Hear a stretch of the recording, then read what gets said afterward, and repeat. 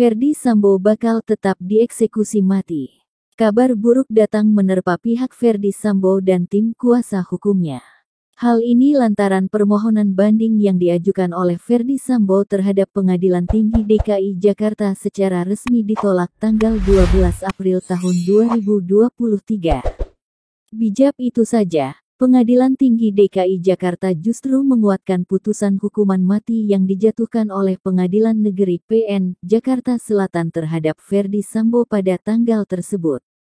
Diketahui Ferdy Sambo dijatuhi hukuman mati pasca melakukan pembunuhan berencana terhadap mantan ajudannya, Nofriansyah Yosua Huta Barat atau Brigadir J.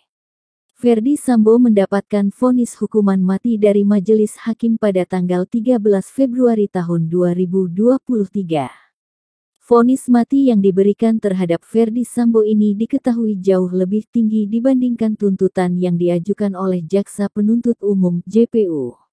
Mengadili, menyatakan terdakwa Ferdy Sambo telah terbukti secara sah dan meyakinkan bersalah melakukan dengan sengaja dan dengan rencana terlebih dahulu merampas nyawa orang lain, sebut Hakim Ketua Wahyu Iman Santoso saat membacakan amar putusan di PN Jaksel, Senin, tanggal 13 Februari tahun 2023. Menjatuhkan pidana terhadap terdakwa Ferdy Sambo hukuman mati, imbuhnya. Pidana mati atau hukuman mati merupakan pidana pokok terberat, disusul pidana penjara, kurungan, denda, dan pidana tutupan. Diketahui menurut Ruslan Salah dalam Stelsel Pidana Indonesia, 1987 hukuman mati adalah jenis pidana yang terberat dalam hukum positif Indonesia. Dulunya, hukuman mati di Indonesia dilaksanakan menurut ketentuan dalam Pasal 11 Kitab Undang-Undang Hukum Pidana atau KUHP yang menyatakan bahwa pidana mati dijalankan oleh algojo atas penggantungan dengan mengikat leher diterhukum dengan sebuah jerat pada tiang penggantungan dengan mengikat leher diterhukum dengan sebuah jerat pada tiang penggantungan dan menjatuhkan papan dari bawah kakinya. Namun kini pasal 11 tersebut diubah dan dijelaskan dalam Undang-Undang atau UU Nomor 2 PNPS 1964. Kini hukuman mati dijatuhkan pada orang-orang sipil dan dilakukan dengan cara menembak mati. Ada beberapa kejahatan yang diancam dengan hukuman mati di antaranya. Pasal 104 KUHP, makar membunuh kepala negara. Pasal 111 ayat 2 KUHP, mengajak negara asing untuk menyerang Indonesia. Pasal 124 ayat 3 KUHP, memberikan pertolongan kepada musuh pada saat Indonesia dalam keadaan perang. Pasal 140 ayat 4 KUHP, membunuh kepala negara sahabat. Pasal 340 KUHP, pembunuhan yang direncanakan lebih dahulu. Pasal 365 ayat 4 KUHP, pencurian dan kekerasan oleh dua orang atau lebih dan mengakibatkan seseorang mengalami luka berat atau mati.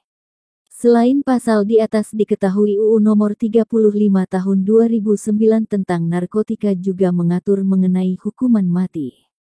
Diketahui pasal 118 dan pasal 121 ayat 2 menyebutkan bahwa ancaman hukuman maksimal bagi pelanggar adalah pidana mati. Tahapan pelaksanaan hukuman mati. Pelaksanaan hukuman mati melalui proses yang panjang hingga terpidana akhirnya berhadapan dengan regu tembak. Untuk waktu pelaksanaan hukuman mati ini jaksa nantinya akan memberitahukan kepada terpidana terkait rencana hukuman mati.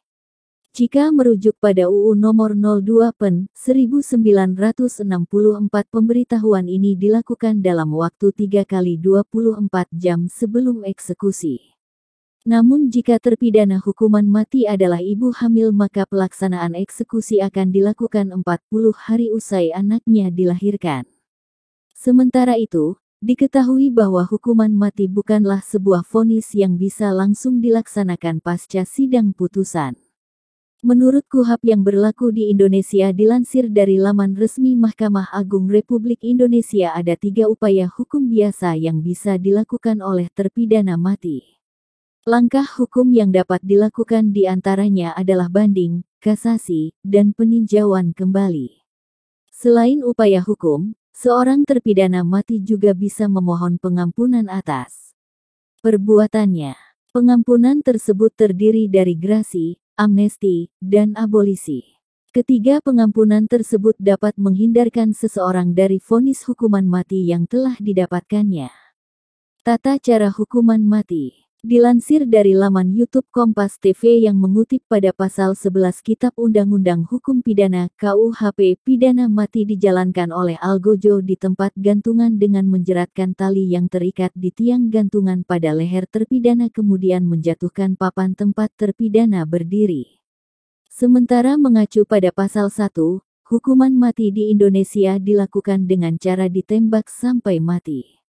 Sementara tata cara pelaksanaan pidana mati telah disempurnakan melalui Peraturan Kapolri Nomor 12 Tahun 2010. Sesuai dengan pasal 15, berikut proses hukuman mati di Indonesia. Terpidana diberikan pakaian yang bersih, sederhana, dan berwarna putih sebelum dibawa ke tempat atau lokasi pelaksanaan pidana mati.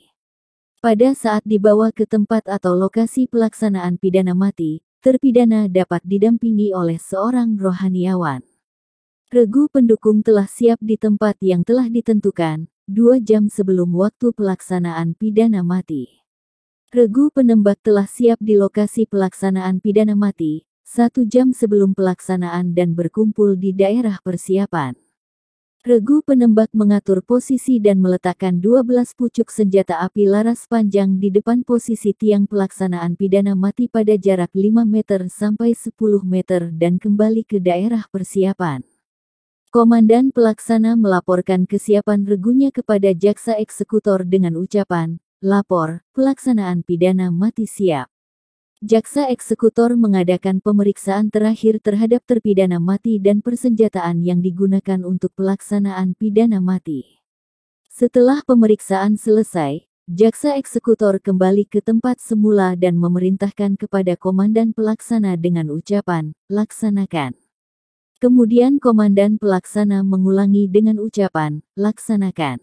Komandan pelaksana memerintahkan komandan regu penembak untuk mengisi amunisi dan mengunci senjata ke dalam 12 pucuk senjata api laras panjang dengan 3 butir peluru tajam dan 9 butir peluru hampa yang masing-masing senjata api berisi 1 butir peluru, disaksikan oleh jaksa eksekutor. Jaksa eksekutor memerintahkan komandan regu 2 dengan anggota regunya untuk membawa terpidana ke posisi penembakan dan melepaskan borgol lalu mengikat kedua tangan dan kaki terpidana ke tiang penyangga pelaksanaan pidana mati dengan posisi berdiri, duduk, atau berlutut, kecuali ditentukan lain oleh jaksa. Terpidana diberi kesempatan terakhir untuk menenangkan diri paling lama 3 menit dengan didampingi seorang rohaniawan. Komandan regu 2 menutup mata terpidana dengan kain hitam, kecuali jika terpidana menolak. Dokter memberi tanda berwarna hitam pada baju terpidana tepat pada posisi jantung sebagai sasaran penembakan, kemudian dokter dan regu 2 menjauhkan diri dari terpidana. Komandan regu 2 melaporkan kepada jaksa eksekutor bahwa terpidana telah siap untuk dilaksanakan pidana mati. Jaksa eksekutor memberikan tanda isyarat kepada komandan pelaksana untuk segera melaksanakan penembakan terhadap terpidana. Komandan pelaksana memberikan tanda isyarat kepada komandan regu penembak untuk membawa regu penembak mengambil posisi dan mengambil senjata dengan posisi depan senjata dan menghadap ke arah terpidana. Komandan pelaksana menghunus pedang sebagai isyarat bagi regu penembak untuk membidik sasaran ke arah jantung terpidana. Komandan pelaksana mengacungkan pedang ke depan setinggi dagu sebagai isyarat kepada regu penembak untuk membuka kunci senjata. Komandan pelaksana menghentakkan pedang ke bawah pada posisi hormat pedang sebagai isyarat kepada regu penembak untuk melakukan penembakan secara serentak. Setelah penembakan selesai, komandan pelaksana menyarungkan pedang sebagai isyarat kepada regu penembak mengambil sikap depan senjata.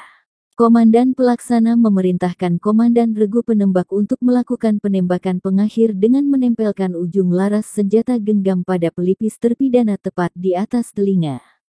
Penembakan pengakhir ini dapat diulangi apabila menurut keterangan dokter masih ada tanda-tanda kehidupan. Pelaksanaan pidana mati dinyatakan selesai apabila dokter sudah menyatakan bahwa tidak ada lagi tanda-tanda kehidupan pada terpidana. Selesai pelaksanaan penembakan, komandan regu penembak memerintahkan anggotanya untuk melepas magasin dan mengosongkan senjatanya, dan komandan pelaksana melaporkan hasil penembakan kepada jaksa eksekutor dengan ucapan, pelaksanaan pidana mati selesai.